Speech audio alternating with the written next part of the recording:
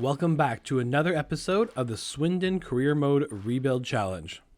So far, things are looking pretty good as Steven Gerrard has Swindon Town firing on all cylinders as we currently sit first place in League 2.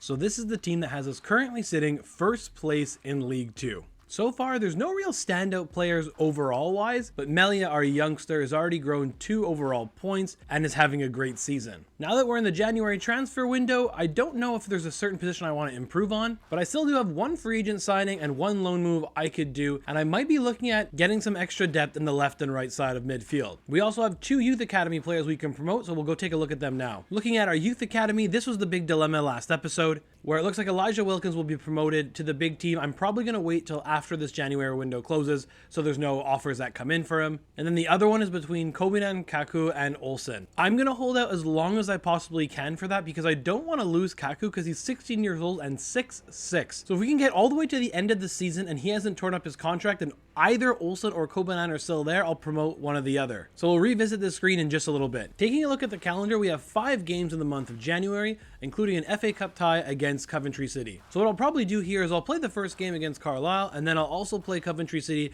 to see how we match up in-game against an ultimate team that has a much higher overall. So let's not waste any time because there are a ton of games left to go in this episode. Let's jump right into the highlights. So the first game of the highlight pack would be against Carlisle at the county ground. The best chance of the first half would come to Swindon, as Matos would eventually find Kilkenny, who has a shot from the top of the box, but it's a really nice save from the Carlisle keeper. This would remain 0-0 very late into this game, into the 85th minute when the high press from Harry Smith wins the ball deep in the Carlisle end, and it's another teenager, Botan Amin, who gets his first goal for the club, making it 1-0. And then we'd also get our first set-piece goal of the season to seal this game. As Clark would swing this ball into the back post, Amin would be there causing problems, but it's Ryan Delaney who hits a diving header past the keeper, making it 2-0. That's his first goal for the season, and that would give all 3 points to Swindon Town a big win.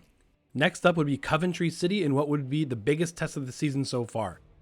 It turns out even that championship clubs can get hit by the high press, as Mason Melia picks off the ball from the center defender. He's in acres of space all by himself, and he makes no mistake, making it 1-0 Swindon. It would stay that way late into this game, but it turns out that Coventry City has a high press too, with a crazy sliding challenge that sets up Hadji Wright, the American's in on goal, and he makes it 1-1. And Coventry would keep pressing late into this game, into added time. It'd be Rudoni who kind of gets by the defender. Very scrappy here. He wins it back. Saved by our keeper. Then it's tried to be clear. He's in the way again. He's in the way again, off the post, and would somehow be able to clear it. This game would need extra time, and it's where Harry Smith would perform one of the nicest goals of the season. Matos gets this ball over to him. He plays the ball around the D and slides it into the bottom corner. What a finish by the big man. Swindon Town will be moving on in the FA Cup. What a win for Steven Gerrard. Even though that wasn't all of Coventry City's best players, that was still a huge win to advance to the FA Cup. And that big win would carry over into the league as we have a 1-0 win on the road against Wimbledon, with Melia picking up another goal. That was followed up with another big win, 2-1 on the road again, with Melia and Shimanga picking up the goals. But the win streak would come to an end the last game before the deadline day with a 2-0 loss to Morecambe at home. The first move we'd make on deadline day is our first free agent signing. We'd turn to Piri Sori, the Finnish winger. He comes in at 64 overall, rated on a free. He's 30 years old, so not a long-term fix, just some squad depth for now. And our other signing would be our third loan player in, and Steven Gerrard would return to a familiar face. We'd bring in James McConnell from Liverpool FC for 6 months to fill a gap that was just created. We'll get to that in a second. So McConnell was brought in because Namdi Obafor was sold to Burgos FC, the second division in Spain. Obviously a sale we did not want to make, but at least we got an A rating from it. He'll be a big loss to the club. So again, it does suck that Namdi Obafor will be leaving the club. He was a really good player for us, but hopefully McConnell can slide right in and fill that gap. We also have 3 other players who will be leaving. One right away in Sean McGurk, he'll be going to Blackpool. And then Jack Bycroft and Paul Glatzel will be leaving at the end of the season as they were signed on pre-contracts. With us signing Siori and McConnell, you can see our graphic at the bottom has been updated, but what's also been updated is our youth academy. We've signed 1 player to the big club, so let's go see who that is. So here's what the team sheet looks like after the January transfer window has closed. McConnell slots right in for Ofabor. Siori takes up a position on the bench, and we've promoted Elijah Wilkins, the young keeper, up to the big club, and he'll jump right into the starting 11 with an overall of 66. Now jumping over to take a look at the schedule, we have a pretty relaxed month of February with only 4 games, but we have a huge FA Cup matchup against Manchester United. We'll be going to Old Trafford, so that'll be a fun play. And then things really pick up in March with 7 games in the league, then another 6 in April. So we still have a lot of games to go, so let's jump right into it. We'll start this highlight pack in Wales against Newport County. And it would be the home side that have the first chance of the game, but it would be the youngster Wilkins who comes off his line and makes a big save, keeping it 0-0. Swindon's best chance of the first half would come on this cross from Langelo, who's going to cut back, finds Harry Smith, who inexplicably puts his completely open header wide. It would remain 0-0 into the late minutes of this game, but it would be Siori on his debut, getting behind the defense and scoring, making it 1-0 and giving all 3 points to the road side. Next up would be that big FA Cup match we talked about with a visit to Old Trafford. And it would be Manchester United who'd strike first when Bruno Fernandes is taken down by Grant Hull. The ref points to the penalty spot, and it would be Fernandes who steps up as well with his patented little skip, making it 1-0. Swindon would have a way back into this one as Chimanga is taken down by Ugarte for the second penalty of the game. And it'll be the captain, Will Wright, who steps up and slots it by Onana, making it 1-1.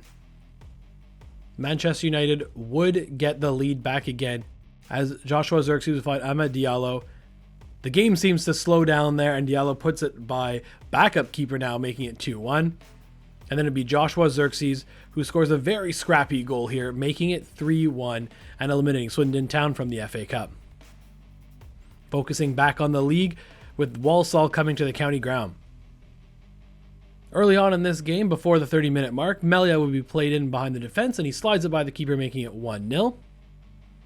Right before half, it would look like Walsall have a good chance that would go to a waste with a crazy cross going very deep, but they'd keep the ball alive, they recycle it around, and eventually it hits off Wilkins' hand but still goes in. It's 1-1. It would be Swindon who gets the lead back very early in the second half as Melia gets a nice pass from Harry Smith and puts that in the top bins. What a strike that is, 2-1. And then very late on, Walsall would be pushing, but it would be not just one, but it'd be 2 huge saves from the 17-year-old keeper, Wilkins, who's getting a big highlight in this package, and rightly so, saving all 3 points there for Swindon Town. Switching over to the Sims, we'll start things off with a 2-1 win against Barrow. Melia and Smith with the goals, but it does say Melia left off injured, so we'll have to check that out in just a sec. And it looks like our star striker will be out for up to 6 weeks with a broken arm. This could be a big blow for us. So the bad news was Melia's out 6 weeks, but the good news is we continue our winning streak in the league with a 2-1 win over Tranmere Rovers. The winning streak would stop with a 1-0 loss to Chesterfield. Chimanga had a chance to open the scoring in the second minute but missed the penalty. We then have a disappointing 1-1 draw to 22nd place Harrogate Town. The winning streak has turned into a winless streak as Gillingham beat us 2-0 on the road. Thankfully, we were able to break that 3-game winless streak with a 1-0 win on the road to Crewe Alexandra.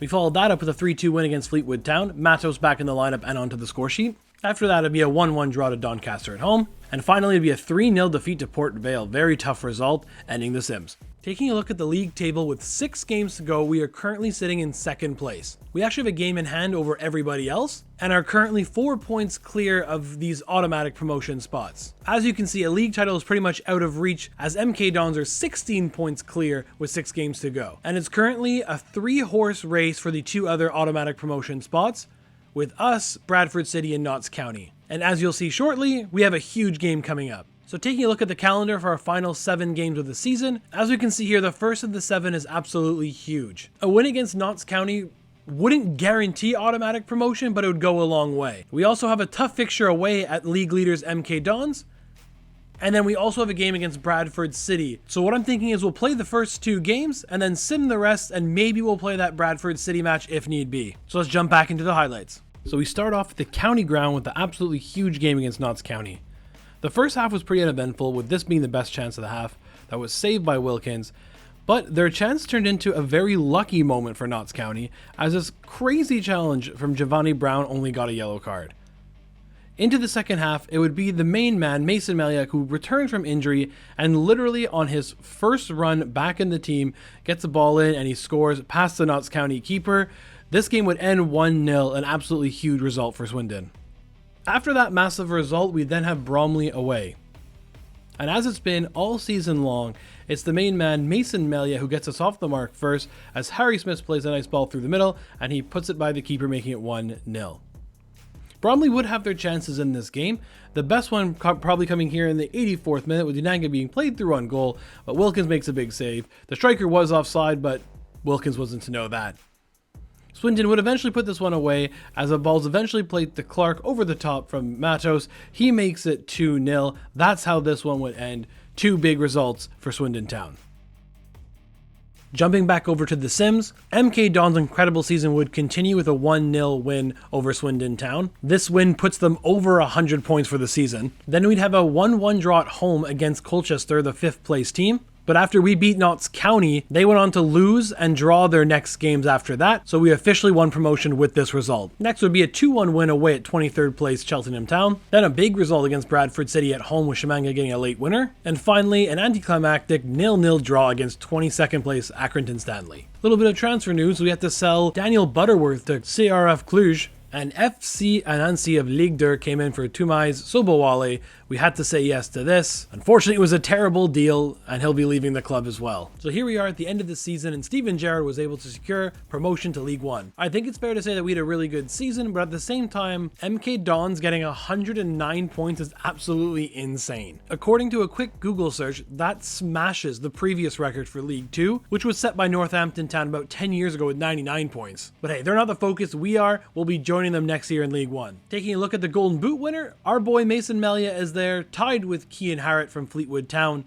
who both had 18 goals. So safe to say Mason Melia was a good buy. Jumping over to the Youth Academy now, it's almost like it was scripted. Right at the end of the season, both Olsen and Kobinan sent an email saying youth player unsettled and they were ready to tear up their contract, so they're forcing a choice on us right now, and I think I'll be going with Even Olsen. The reason I'm going with Olsen is because Kobinan plays left back and we currently don't have that position in our team lineup. And when I went to check how long it would take for him to either become a center back or a left mid, both would take over a year to convert. So that there settled the pick. It'd be Olsen will be promoting to the big club. Taking a look at some other results around England, we had Tottenham Hotspur, who won the FA Cup over Norwich 3-2. Manchester United beat Chelsea 1-0 to win the Carabao Cup. Birmingham City won the Bristol Street Motors Trophy 5-3 on penalties against Charlton. Would you believe it? Arsenal won the UEFA Champions League 2-0 in the finals against Bayern Munich. Galatasaray won the Europa League in an all-Turkish final 3-2 over Fenerbahce. And Real Betis beat Fiorentina 3-1 to win the conference. So all in all, I think this was a very successful first season with Steven Gerrard and Swindon Town. There will be a lot of holes created with Matos, McConnell, and Murphy and more all leaving. So please leave your comments down below of players you think would do well in League 1. So that is what we're going to call it on this episode.